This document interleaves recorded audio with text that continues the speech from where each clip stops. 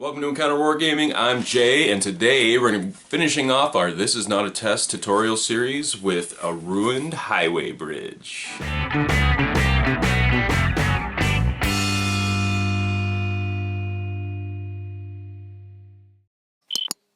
So the highway bridge was really the last piece of the puzzle, and like I said last time, I was going to show you guys this last week, but then when I realized that the road and the bridge together just added up to so much footage that I really wanted to sort of do each of them justice, and so I split them into two different videos. So last week we saw the road, this week we're going to see this bridge, and in case you can't tell just by looking at it, it is basically just foam core and toilet paper tubes, or sorry, paper towel tubes.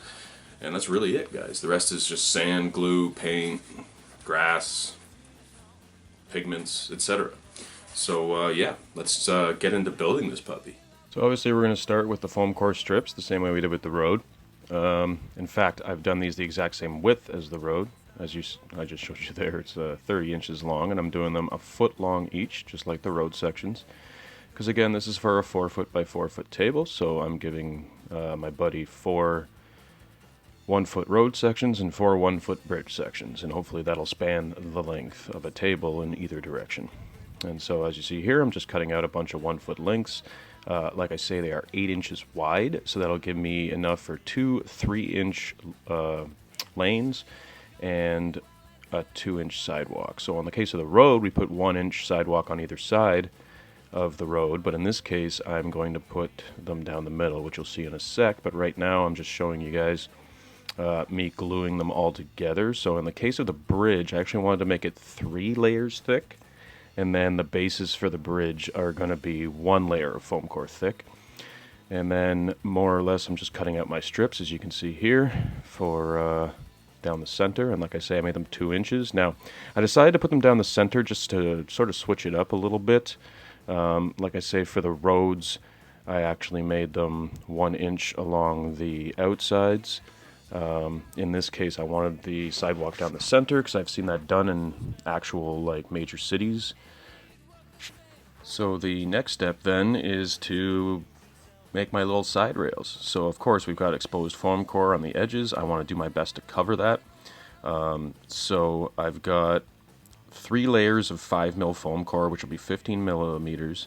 And then I wanted to do at least another 1/2 inch above that, so we're looking at another 12 there. So I think I made them just like 30 millimeters. So I guess for you Americans, that's 1 inch and a quarter roughly, or 1 inch and 3/8 high, just so that it covers all the edges of the foam core, and then also leaves a little lip for like a rail on the side, just as there would be on a highway bridge, just to prevent people from walking off the edge kind of thing, or falling off the edge I should say, or in this case I suppose driving off the edge. And then I'm just going to take my bases that I've decided as the basis for the terrain piece. Again, they're just 1 layer thick, 8 by 12 sections of foam core. And I'm just drawing out kind of evenly where I kind of want the toilet paper tubes to go. Because these are going to be my columns that are going to hold up my bridge. And of course I want to space them out evenly because we want this to be aesthetically pleasing, of course. I could eyeball it, but I'm not going to get as accurate a result. And so what I've done is I've just drawn out 4 equal points in from the outside. I think I did, I want to say I did 2 inches in from the end and 2 inches in from the outside. And then I measured the toilet paper tubes, I think at 1.5 inches. So then I've gone 3/4 from that point in either direction, just to give me sort of a square to put my toilet paper tube within. You know what I mean? So just mark it out so that they're equidistant from the corners and equidistant from each other. And then, as you can see here, I'm just putting hot glue on the bottoms and sticking them to the bases. Now, I wanted to stick to the bases first because I'm going to modify the top parts of the bridge to look ruined, of course. And as you can see here, I'm just cutting a couple of the columns in half just to make them look like they're collapsed pieces. And then I'm going to strengthen those up later. But here, I'm just cutting random cuts into these pieces and breaking them all apart. So that way it'll be my fallen pieces as well as my crumbled up top. So I'm just taking the larger bits right now and stacking them around the collapsed columns, because of course if that's where it collapsed, that's where I'm going to have large broken pieces of the highway bridge. And as you can see, the remainder piece just goes on the full toilet paper tubes, and then I'm just using the other piece as like a way to line it up with the base so that it's not crooked at all. And the next one you see here, I'm just drawing out, again, the exact distance of where I want the tube so that it matches the base. And on this one, I'm just going to cut the edges off and make it look like rough edges rather than completely collapsed. Now, I'm actually doing 4 sections for this bridge. I'm only showing you guys 2 here, just because it's easier to fit on my workbench. Only 2 of them, 4 of them wouldn't fit in the frame. So we're going to just keep working on these 2 throughout the rest of this tutorial. And I'll show you the completed project when this video is over. But as you can see here, I'm just trying to line them up best I can, make everything as sturdy as possible. It's even a good idea to use the hot glue as sort of like almost a caulking around the edges of these toilet paper tubes because they are very flimsy. And we want to make sure they stick to the foam core as strong as possible. And I'll even show you how to strengthen them up later. We're going to add the textured paint just like we did on the buildings. So right now I'm just cutting a bunch of popsicle sticks, and these popsicle sticks are going to cover the edges of the foam core on the side rails there. So there you go, I'm just gluing them on. Same way we did on the road sections, same way we did on the buildings, just to sort of cover up all the edges and just add that extra detail, sort of that little lip that's going to be on all the things. And then of course I have to cut small pieces to glue onto the collapse sections because they're obviously going to have a rail as well. And yeah, so just going around, cutting a bunch of popsicle sticks and gluing them on just to create that nice little lip, that nice little rail on the side rails there. And once I'm done all that, I'm basically just going to take my spackle and, again, like we did on all of the other pieces for this table, I'm filling in all of the edges of the foam core. I'm also making sure to get large globs of spackle into the cut off ends of the collapsed columns there. To sort of fill up the hole and make it so I can add sand after. And then of course, the same as all the other terrain pieces, I'm covering the base of the terrain piece in the spackle as well. So hopefully when I put on my PVA glue and sand, it won't warp as much as it would just putting the glue right onto the foam core. This way the spackle doesn't shrink as much as the glue, and so it won't mess with the base as much. And just like I say, create a nice hard texture so that I can avoid warping in the future. Now here I've just got some florist wire. You can buy this in any craft store or garden center. And I'm just chopping it up into little tiny pieces because I actually intend to use this as rebar coming out of the concrete. Now I got a crap load of this stuff for next to nothing. And the great part of it is it's wire, but it's covered in like a layer of tissue paper almost, simply so you can paint onto it. Because I imagine with florists, you know, they want to paint it green or paint it a color to match the flowers. And as you can see here, I'm just cutting a bunch of small pieces, and then I'm going to take my ruler and just draw out where I think the rebar would be, kind of making them roughly an inch apart throughout the length of that. There you go. And I'm just sticking them in. You don't have to use any kind of glue or anything like that because, like I say, we're going to be adding textured paint and glue and all kinds of things on top of this. So just sticking them in for now is good enough. And then once we add our PVA and everything, it'll hold them in all nicely. And then, of course, we're going to put tons of layers of paint on top of this, so we shouldn't have any problem with them coming out in the future.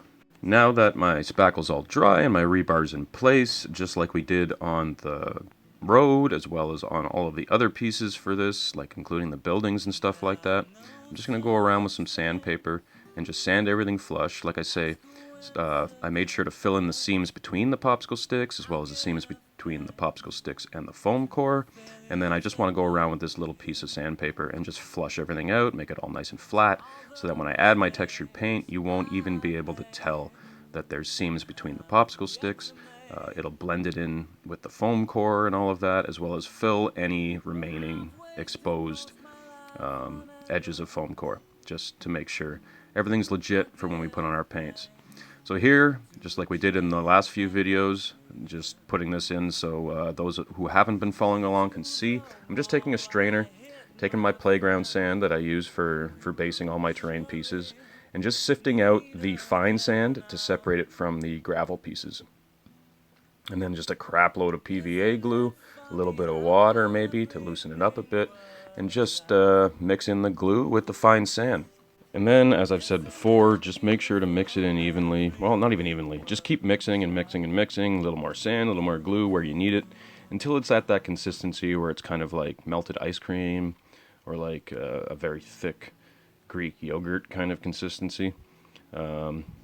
Just test it with the popsicle stick. I'm using a popsicle stick to mix it, and I just throw it out. But then I test it with the popsicle stick just to make sure it drips off a little bit, but not so much that when I paint it, as you're seeing me do here, it drips down the piece. I don't want that to happen. I want it to stay where I put it, and I don't want to cause any globs anywhere. And yeah, so as you see here, I'm just covering the entire thing, pretty much every surface except for the base of it. I want to cover all the columns, the bridge sections, the ends of everything. And like I say, don't be afraid to glob it on thick. It's going to seal in, like I said, that rebar. It'll add a little bit, but you don't want to paint the rebar with it. Do you know what I'm saying? But don't be afraid to get it like right up against it, so that way it'll kind of hold it in to the foam core. And once that's done, as you see here, I'm just like we did on the throw pieces for this table.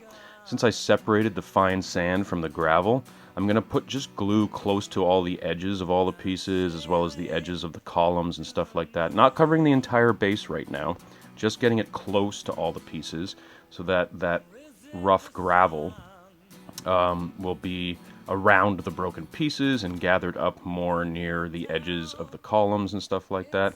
Just again to give different textures to the base and to use the stuff that I separated. I mean, what else could it really be used for? Since I've used all the fine sand to make the textured paint, I might as well use this gravel too, since I got it, right? And like I say, that just adds another dimension. It's subtle, you can't really tell when looking at it, but it does make all the difference. And then once that's dry, you're just seeing me here put the glue on the remainder of the base, and of course hitting it with the playground sand, the unseparated playground sand I should say, which is a good mixture of fine sand and gravel, just to finish it off. And then once all that's dry, it's time to prime. So I'm just taking my black rust paint that I used for all of the other pieces in this tutorial series, and covering every inch of this thing in black paint.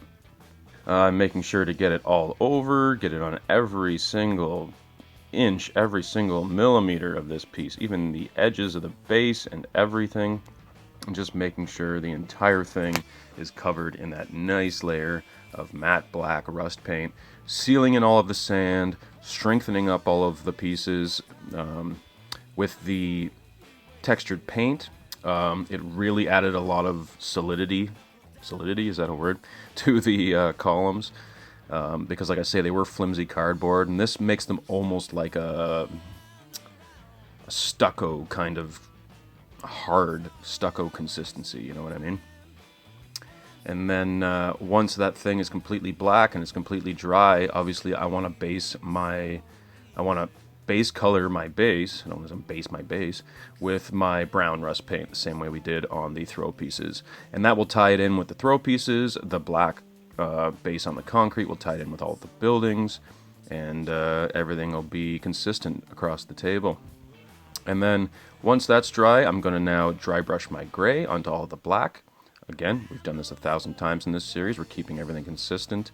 So I just get my nice overbrush, not dry brush, of a nice medium gray color. Once that's dry, I'm going to throw on my cinnamon brown as a nice overbrush layer on the base. Again, don't worry about touching things up, because it's okay if a little bit of the cinnamon brown gets onto the concrete parts. It'll just add personality to it and make things super easy for you.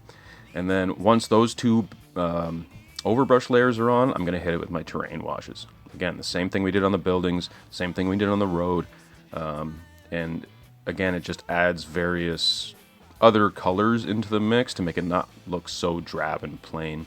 So, as I've said before, I've got 3 different colors of green here, each of which has been watered down into those little bottles you see in front. And I'm just kind of haphazardly throwing them around.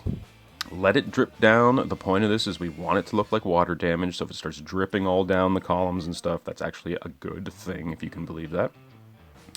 And I'm, like I say, just throwing it around randomly, just to make it look all nice and weathered. Again, it creates a little bit of interest for the eye. And then once those terrain washes are dry, as we do with every terrain piece on this channel, I'm going to finish everything off with a nice bone color. And what this will do is just tie all the colors together. It'll create a nice sort of highlight layer on everything, making it look like sunlight is hitting the thing, you know what I mean? And just make everything pop. Alright, so now all our main colors are on the piece, and I'm just going to go around now and do the details. So first off, I'm starting out with a little bit of silver, and I'm just going to paint all of the pieces of rebar that I put all over the piece. Be very careful, you don't want to get any of the silver on your already finished paint job on all of the rest of it, so just be real careful. Make sure to only hit the florist wire with the silver in this case. Try not to get too much onto the other sections, as I say. And yeah, that's basically it. Once that silver is dry, we're going to move on to a little Agrax Earthshade and just glob it onto the silver rebar. In this case, we're not too worried about a little bit of it dripping onto the rest of the terrain, like onto the concrete parts, but try to avoid it where you can. If it happens, it's okay, because if they are all rusted up and weathered, then it will happen that the rust and weathering, like the rust will leak onto the concrete a little bit, but we don't want too much of it.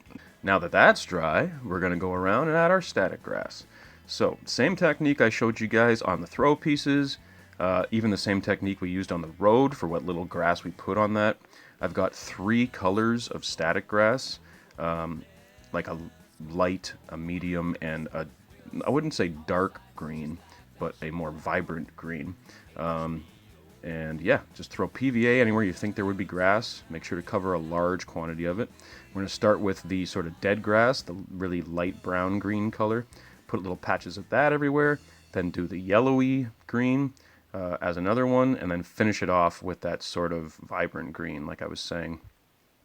The 3 tones really just creates more interest. It makes it look a little more realistic, because when you look at an actual patch of grass, it's not all one consistent color, right? There are patches of dead grass here and there, and like I say, it's not super apparent, but like people don't notice it, but it makes all the difference in the detail. And then once that grass is on, I'm just like I did on all the other concrete pieces, we want that sort of dark green flock that I have growing up the concrete, just to tie it in with the buildings, as well as tie it in with the throw pieces. In fact, I don't think in the building tutorial I actually put that on the buildings, but after I built this bridge, I actually did go back and put this dark green flock on the buildings as well. Again, tying it in with these bridge pieces, tying it in with the throw pieces, and just making everything consistent across the whole table. And yeah, just make some cool vines growing up the columns and onto the bridge and stuff, like a moss and stuff. And then just finishing it off with a little bit of the Vallejo, I think it's orange-red pigment it's called. I think that's the color. I'll have to check that, but I think that's it. And I used this to finish off the road, as you saw in the last video.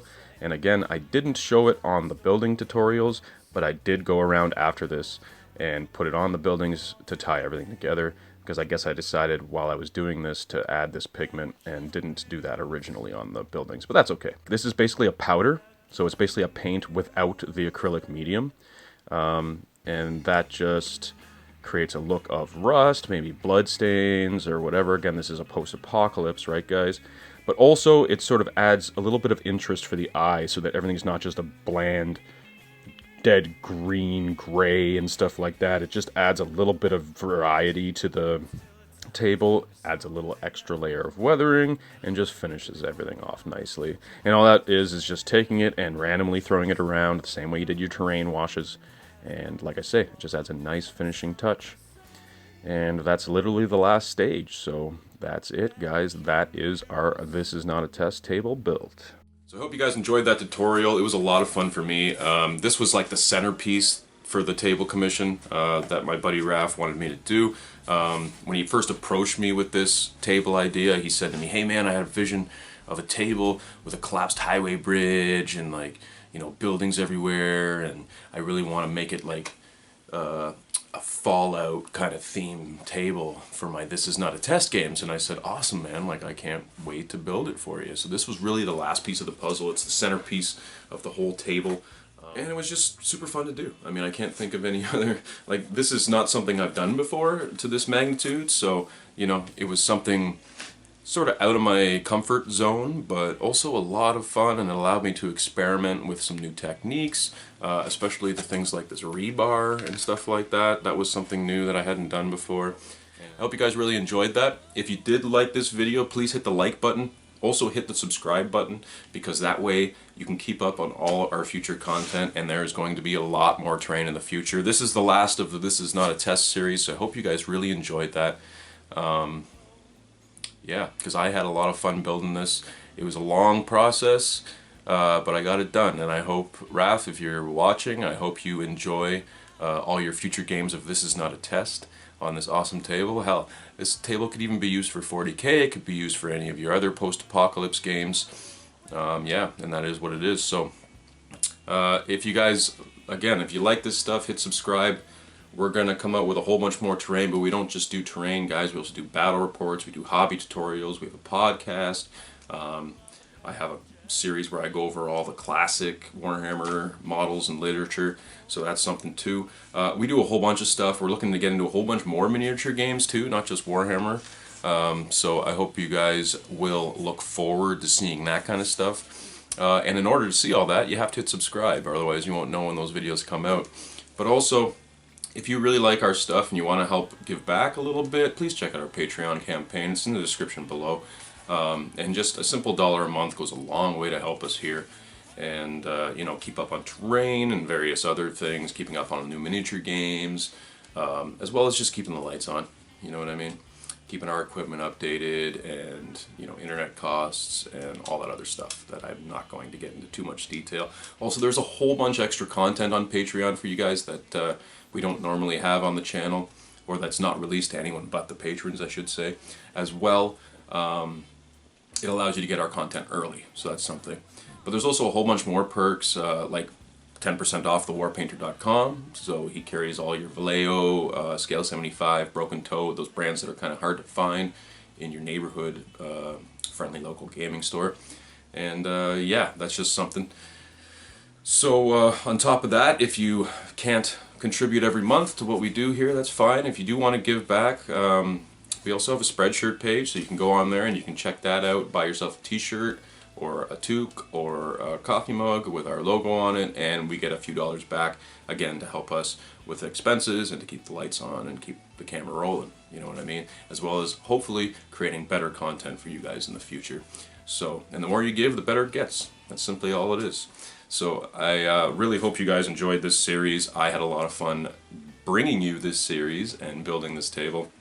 And I think it'll bring my friend Raph a lot of good times in the future, I hope. And hopefully I'll get to play on this table a couple of times in the near future. So that's all being said, at the very least, hit the subscribe button, guys. Hit like, share this with your friends, and we'll see you at our next encounter. Hey everybody, I'm Adam. And I'm Jay. We are Encounter Wargaming. And we wanted to celebrate hitting our 1,500 subscribers with giving some stuff away. What are we giving away, Adam? Fort Bane! Yeah.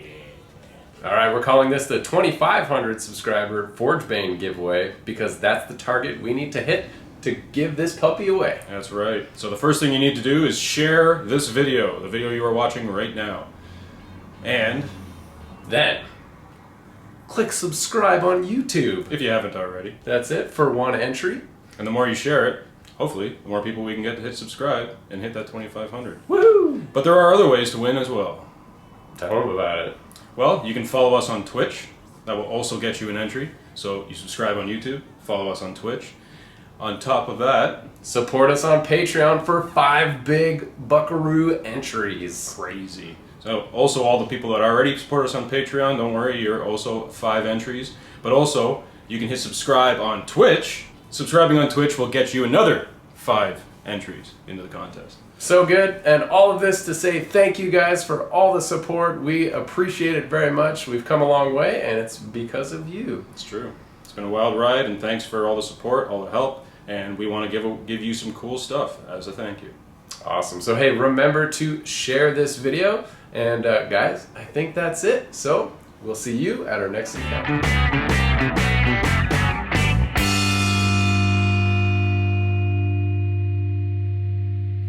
Like a monkey in a rocket on its way back home. Okay.